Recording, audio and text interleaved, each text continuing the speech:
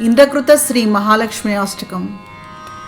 నమస్తేస్తు మహామాయే శ్రీపీఠే సురపూజితే శంఖచక్రగదాహస్తే మహాలక్ష్మీ నమోస్తుతే.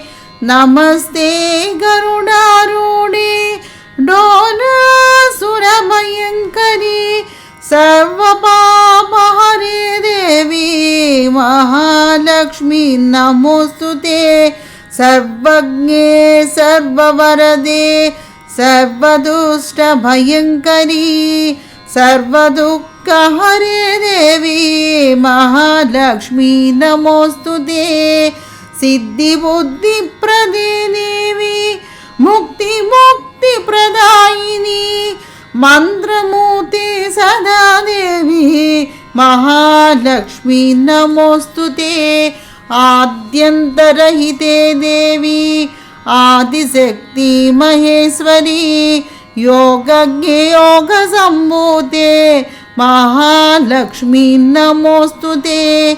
स्थूल सूक्ष्म महारौद्रे महाशक्ति महोदरे महापापहरे देवी महालक्ष्मी नमोस्तुते.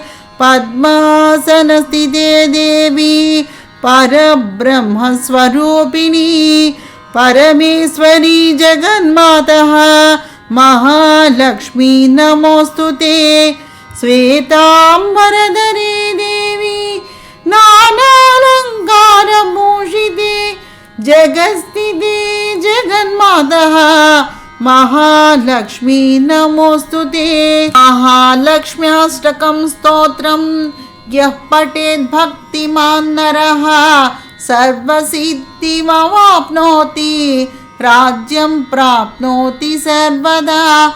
एककाले पठेत् नित्यं महापापविनाशनं द्विकालं यः पठेत् नित्यं धनधान्यसमन्विता. त्रिकालं यः पठेत् नित्यं महाशत्रुविनाशनं महालक्ष्मीर्भवेत् नित्यं प्रसन्ना वरदा शुभा. इंद्रकृत श्री महालक्ष्म्याष्टकं स्तोत्रं सम्पूर्णम्.